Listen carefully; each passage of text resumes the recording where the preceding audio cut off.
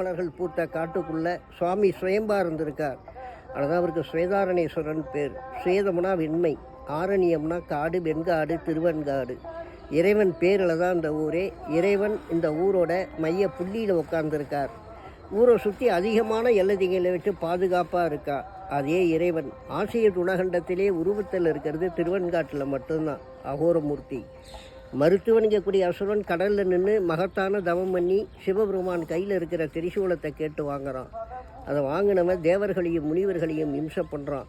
எல்லாம் தட்சிணாமூர்த்திகிட்ட வந்து முறையிடுறாங்க. சுவாமி உடனே நந்திகேஸ்வரரை கூப்பிட்டார். அவங்ககிட்ட போய் யுத்தம் பண்ணு அப்படின்னார்.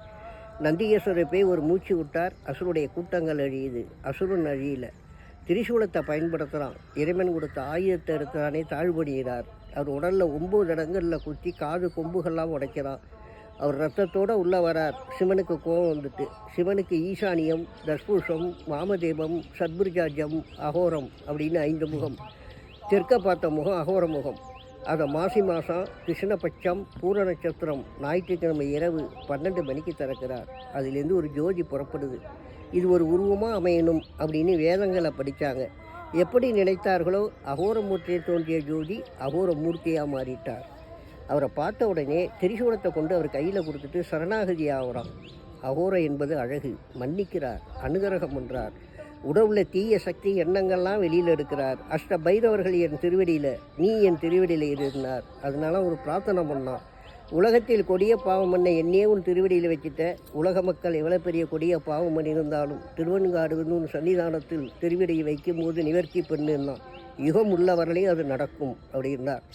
அகோரமூர்த்தியை பிரார்த்தனை பண்ணுறதுனால வப்பு, பில்லி, சூனியம், ஏவல், கோற்று, வழக்கு, திஷ்டி, எதிரிகள் எவ்வளோ பெரிய எதிரி இருந்தாலும் நம்மள்கிட்ட சன்றாயிடும். கோர்ட்டில் எவ்வளோ பெரிய கேஸ் நடந்தாலும் நமக்கு சாதகமாக இருக்கும். நமக்கு தெரியாமல் யாராவது வப்பு, பில்லி, சூனியம் பண்ணியிருந்தால் எரித்து சாம்பலாக்குவார். நம்ம உடம்புலாம் திஷ்டி இருந்தால் அழிச்சிடுவார். காத்தானமான மூர்த்தி திருவெண்காட்டில் அகோரமூர்த்தி தான். காத்தால் ஒரு வேளை தான் அபிஷேகம். ஞாயிற்றுக்கிழமை மட்டும் காலை இரவு அபிஷேகம் நடக்கும். துர்க்கை எங்கே வடக்க பார்த்துருப்பா, ஆனால் திருவெண்காட்டில் மேற்க பார்த்துருக்கா. மசியாசுரனை சம்ஹாரம் பண்ண போகிறா. அது அபிவிருத்தி தோஷம். அது நமக்கு வரக்கூடாதுன்னு திருவெண்காடு மேற்க நின்று சிவனை பார்த்து தவம் பண்ணிட்டு போய் மசியாசுரனை சம்ஹாரம் பண்ணுறா.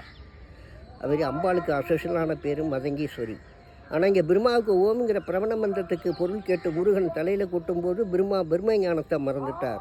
திருவெண்காட்டுக்கு வரார். மூச்சுக்களை அடக்கிறார். அம்பாளை பார்த்து தியானம் பண்ணுறார். பிரம்ம ஞானத்தை அம்பாள் எடுத்து சொன்னான். அம்பாள் பிரம்மாவுக்கு உபதேசம் பண்ணால பிரம்ம வித்யாவாக மாறிட்டாள். கல்வி, ஞானம், பேரறிவை கொடுக்கறது. பிரம்மா இங்கே தியானத்தில் இருக்கால இந்த ஊருக்கு பெரிய மயானம்னு ஒரு பேர்.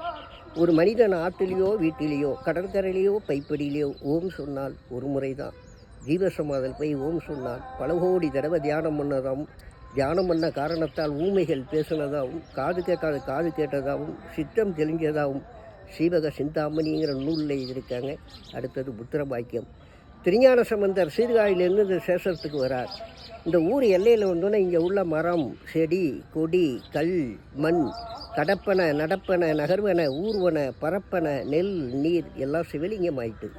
அவரால் உள்ளே வர முடியல. ஊரெல்லாம் சிவலோகம், மண்ணெல்லாம் சிவலிங்கம், நீரெல்லாம் சிவபோகம், நெல்லெல்லாம் சிவலிங்கமாக இருக்குது. அம்மானு கூப்பிட்டார். அம்பாள் ஓடி போய் வலது பக்க அடுப்பில் தூக்குறார்.